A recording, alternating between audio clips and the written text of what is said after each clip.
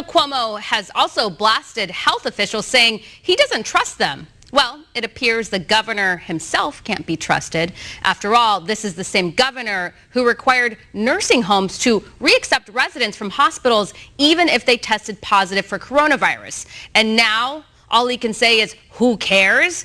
Join me now from Dallas, Texas, co-founder and chief strategist of GDP Advisors and financial expert Seth Denson. Seth, when he asked who cares, I would say probably the loved ones of those who passed away. I mean, it's so reckless and so cold-hearted for him to have said that. Yeah, listen, I just shook my head just even hearing it back there.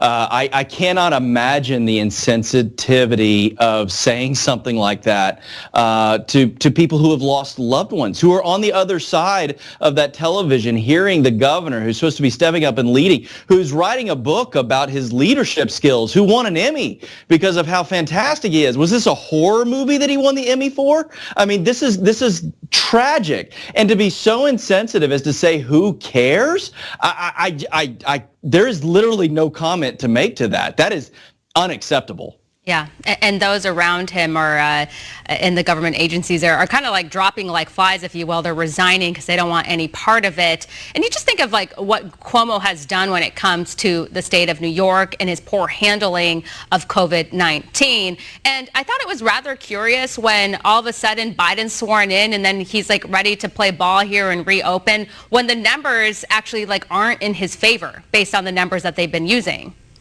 Yeah, I think there's two things to consider here. One is likely a lot of these health officials are leaving because, listen, New York has had a long-standing plan for vaccine rollout. New York is doing terrible at vaccine rollout as compared to other states like Florida and some of these others. And it's in large part because Cuomo scrapped the plan that the health department officials had developed over years and instead adopted a new plan put together by the big hospital systems, his buddies, that are likely investing in campaigns. And so that's part one. But part two is the thing you just mentioned, which is the hypocrisy of what he was saying while Trump was in office and what he is saying now that Biden is in office and reopening the state when the science that he was quoting saying they can't reopen is actually worse in his favor than it was back in October. So again, it just doesn't make sense. Yeah, well, Seth, don't let facts get in the way of science. Like, you don't want to do that. Right. And, you know, it's not just him. We in Michigan, too, they've actually reopened indoor dining conveniently right after Biden's sworn in. Again, I'm not against reopening. We've had segments on this show where we talk about we've been for reopening in a safe way. But again, politically speaking, for these lawmakers who have shut down businesses arbitrarily, then the numbers aren't in their favor, and then they're reopening. I mean, they're going to have a lot of explaining to do to these businesses, especially the businesses that aren't going to reopen. Yeah, here's some facts for you, Stephanie. 3,000 restaurants permanently closed in the state of Michigan. 200,000 workers that don't have jobs right now in that sector. Governor Whitmer seems to be wanting to govern by wind shear, and the winds are blowing Democratic way now, and so she's got to do what she can, I think, to pump open and pump up the economy. Here's the reality. You ever been to Michigan in the winter? It's cold. Outdoor dining doesn't work. And what they've allowed were these tents. And looking at these tents and do a search on it, these were indoor tents. I mean, it just doesn't even make sense because it wasn't doing anything to prevent spread, if that was the reason at all, which the numbers didn't support happening in restaurants. Yeah, good point. But never question the science. Just don't do it. And also, why aren't you wearing two masks on my show, by the way? I'm so sorry. I need you to get those. I'm just kidding. I'm going to shift gears here. So a little bit of optimism when it comes to the labor force. Apparently, it's expected to fully recover by 2022. Do you believe the predictions?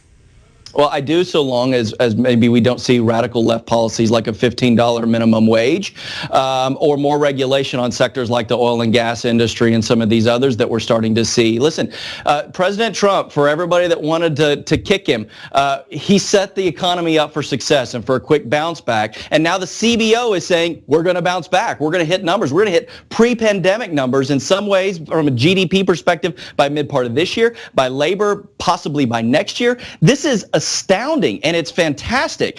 Joe Biden hasn't done anything yet. So those numbers are based on Trump's work. The only thing that Joe Biden could do now is mess it up. Let's hope he doesn't. Yeah, we don't have time to get into it today, but maybe next time. But it's interesting to see those who are fully supportive of the $15 minimum wage, like corporations and just big tech and whatnot. $15 minimum wage, why would they want that? It's because they want to shut down the small businesses that can't afford it. So it's the reason why Amazon loves the idea of $15 minimum wage, and they pay it, and that's fine.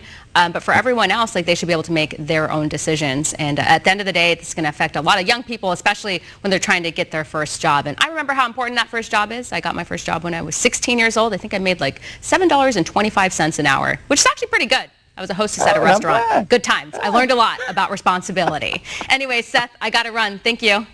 Thanks, Stephanie.